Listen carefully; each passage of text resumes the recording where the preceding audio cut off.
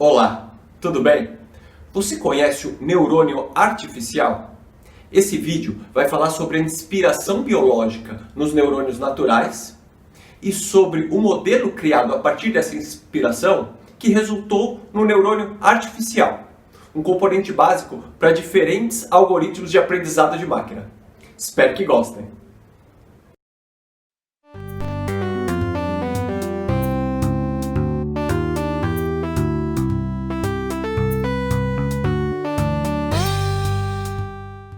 Meu nome é Ângelo, eu sou professor de Inteligência Artificial no Instituto Federal de São Paulo e esse aqui será o primeiro vídeo desses que estamos fazendo sobre a introdução ao aprendizado de máquina, em que vamos mostrar algumas fórmulas matemáticas, mas será bem passo a passo, combinado?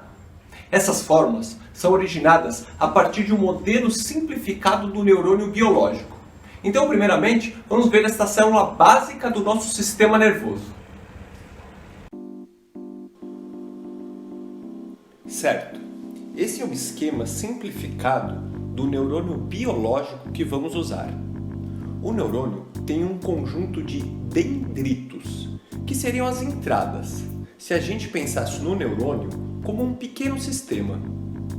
A gente pensa nos dendritos como entradas porque eles recebem os impulsos elétricos. O neurônio tem também um núcleo, que é o responsável por coletar e agregar esses impulsos elétricos. Desta forma, após receber os impulsos de entrada, o neurônio pode disparar, ou seja, fornecer ele próprio um impulso. Este impulso é transmitido pelo axônio, e o axônio possui terminais nervosos que na nossa visão será como a saída do sistema. Então, esse é o modelo simplificado do neurônio, o nosso neurônio artificial. Ele também possui uma coleção de entradas, um núcleo, que é onde ocorrerá o processamento do sistema, e uma saída. Porém, nós nunca temos um neurônio biológico isolado. Geralmente, ele está ligado a outros neurônios, com os impulsos elétricos sendo transmitidos por uma substância chamada neurotransmissora, que permeia essa conexão entre os neurônios. Essas substâncias podem agir de forma inibitória ou estimulante, ou seja, facilitar ou dificultar a transmissão dos impulsos entre os neurônios. No neurônio artificial, nós vamos representar essa dinâmica pelos pesos. No nosso esquema, os pesos serão números que irão ponderar os valores de entrada. Por exemplo, um peso grande dará àquela entrada uma importância grande, enquanto valores pequenos de peso farão o oposto. Então, já temos o esquema básico do neurônio artificial, que é inspirado no modelo bem simplificado do neurônio biológico. Agora, vamos começar a dar uns apelidos para os elementos do neurônio. Vamos utilizar letras na identificação das variáveis. Para as entradas, vamos utilizar X. Se tivermos duas entradas, para diferenciá-las, vamos chamar de X1 e X2. Deixa eu dar um exemplo. Lembra aquela tarefa de aprendizado de máquina que vimos lá no episódio 3 de identificação de e-mails importante de forma automática? Aliás, se você não lembra ou não viu o episódio, o link dele está aqui na descrição do vídeo. Bem, vamos supor que para classificar se o e-mail é importante ou não, nós usamos as duas primeiras palavras da mensagem. Esses serão os elementos X1 e X2 que entrarão no neurônio artificial. Claro que esse é um exemplo irreal. Eu não consigo utilizar apenas duas palavras e identificar se o e-mail é importante. Mas já serve para exemplificar. Vamos supor que ao invés disso, nós usamos 10 palavras nas mensagens. Então nós teremos X1, X2, X3 até X10. Como aqui nós estamos interessados em definir o neurônio artificial de forma geral, não dá para saber quantas entradas ele vai ter, porque depende da aplicação. Pode ter X20, X40. Então nós vamos chamar de Xn, com esse N representando a quantidade de entradas do neurônio. Quer ver? Então, as entradas são representadas por x. x1, x2, x3, até a última, que eu não sei quantas serão. Então, vou chamar de xn. Se fosse aquela aplicação de identificação de e-mails importantes e eu estivesse usando, por exemplo, as 12 primeiras palavras do e-mail, n seria igual a 12, porque a gente usaria 12 entradas do neurônio. Depois temos a saída, que de forma simplificada dispara um impulso elétrico ou não dispara. Essa saída nós vamos usar o y para representá-la, já que as entradas são chamadas de x. Ainda no exemplo de classificar automaticamente um e-mail como importante, a gente poderia usar essa saída da seguinte maneira.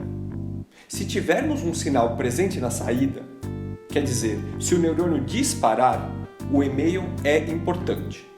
Se não tivermos um sinal na saída, quer dizer, se o neurônio não disparar, o e-mail é classificado como normal ou não importante.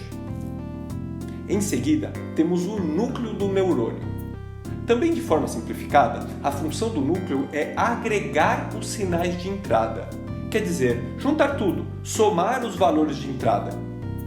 Como temos várias entradas, vamos usar o símbolo de somatória, que representa isso mesmo, somar todos os n valores que tivermos. Bem, ainda dentro do núcleo, temos a segunda parte dele. A gente vai ter a função de ativação, representada por f, que, dependendo do resultado da soma, vai determinar na saída se haverá ou não o disparo do neurônio. Para encerrar o modelo do neurônio artificial, faltam os pesos.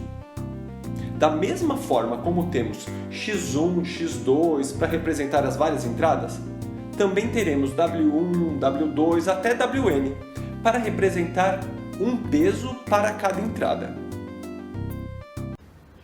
A gente tem um peso para cada entrada para poder ponderar os valores da entrada individualmente. E a maneira que usamos para fazer essa ponderação é através da multiplicação entre o valor de entrada e o valor do peso. Eu vou dar um exemplo, ainda aquele sobre classificação de e-mails importantes ou não. Você imagina que a primeira palavra da mensagem não é assim muito relevante para determinar se a mensagem é importante. Porque normalmente é oi, olá, e aí. E aí, então, o peso associado à primeira entrada, o W1, terá um valor baixo. Por exemplo, 0,1. Por quê? Valores multiplicados por valores baixos também resultarão num valor baixo de saída.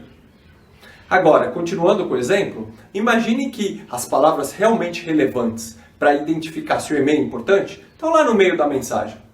Sei lá, entre a 10ª e a 20ª palavra. Então, os pesos associados a essas entradas, o W10, W11 até o W20, terão valores altos. 5, 10, 20, porque números multiplicados por valores altos também vão dar valores altos na saída. Eu já vou mostrar melhor como é que vai ficar essa multiplicação de entradas por pesos. Mas antes, queria falar um pouquinho sobre a função de ativação do neurônio. Lembra? É aquele F que determina se a saída estará em modo ativo ou não. Por enquanto, a gente vai representar essa função de ativação de forma binária. Ou seja, se o neurônio estiver ativo, a saída dele terá o número 1. Se não, ele terá o número 0. E a gente pode representar essa função de ativação desta forma como um degrau, onde o eixo Y terá o valor 1 com o neurônio em disparo e valor 0 se o neurônio não tiver disparado.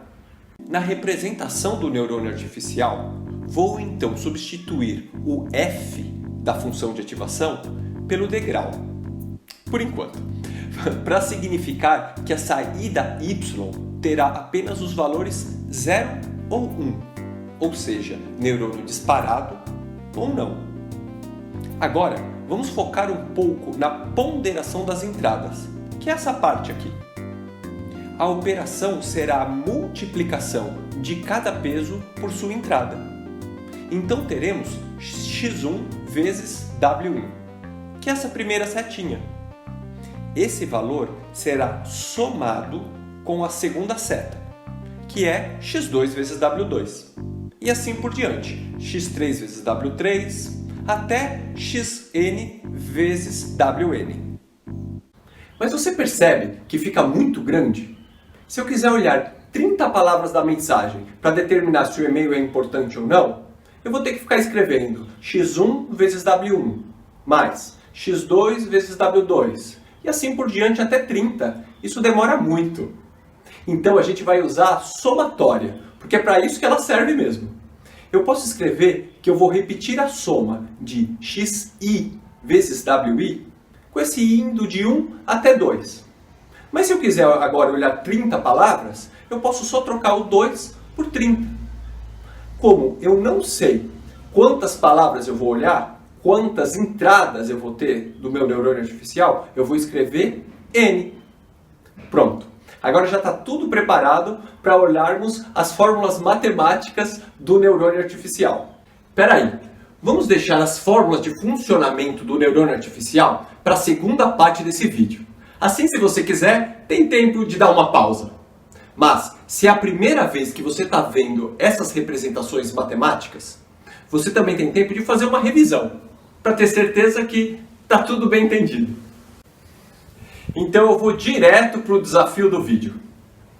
Eu quero que você escreva lá nos comentários sobre alguma tarefa de aprendizado de máquina que nós já citamos nos episódios anteriores. E identifique nessa tarefa o que seria o x e o que seria o y, de acordo com o que definimos nesse vídeo. Depois disso, assiste a parte 2, porque além das fórmulas matemáticas, tem uma aplicação do neurônio artificial na tarefa de identificação de frutas. E o mais bacana dessa aplicação é que o neurônio está implementado fora do computador. Valeu? Até mais então!